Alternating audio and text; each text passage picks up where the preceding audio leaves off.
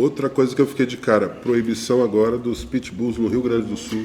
No Santa Catarina. Santa Catarina. Que também não vai resolver nada. Hoje por favor, governador, estou tentando até uma pauta com o governador de Santa Catarina, hoje proibir pitbull, já proibiram os bullies também, amanhã também Amanhã vai os ser bullies, canicoso. American bullies, amanhã vai ser Mas não é um corso. cachorro violento.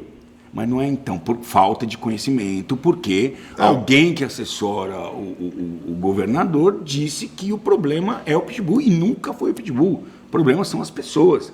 Tem que ter outro tipo de legislação e não proibição. Até porque não vai resolver. Eu acho que deveria ter um curso para o cara se especializar. Para começar, microchipagem obrigatória de todos os animais para a gente ter um banco de informações. Controle. Quem tem tudo. As ONGs têm que microchipar todos os seus cachorros. Quem tem cachorro tem que ter cachorro microchipado. Canis tem que sair só microchipado, canil.